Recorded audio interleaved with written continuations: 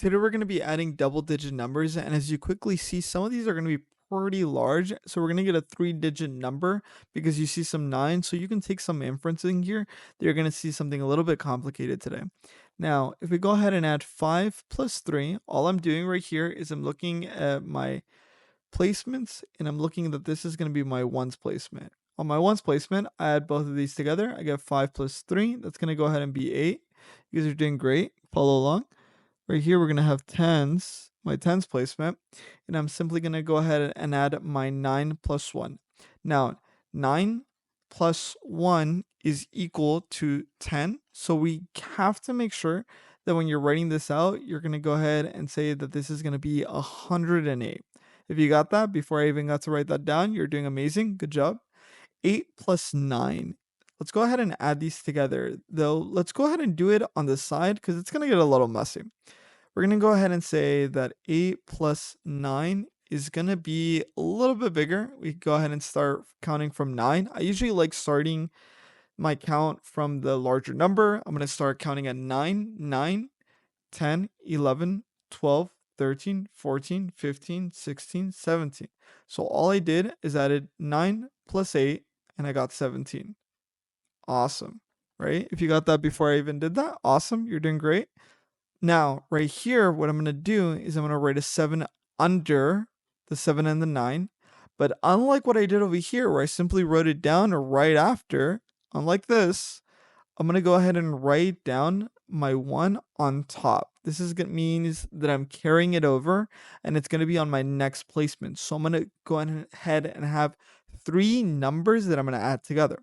Now, it's going to be a little bit tricky to add all of them at the same time. So what I'm going to do is I'm going to add 2 plus 9 first. There's not a lot of things that we have to erase here, or we don't have to write this out on the side. This is going to be really simple because we can simply say 2 plus 9. This is my tens placement, and I'm going to go ahead and say that I have 9, 10, 11,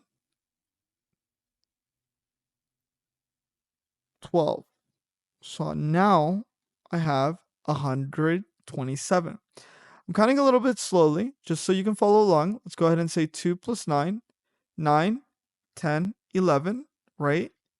But you cannot forget that the one that you carried over, it's right here, we have to go ahead and add it, so we have 12.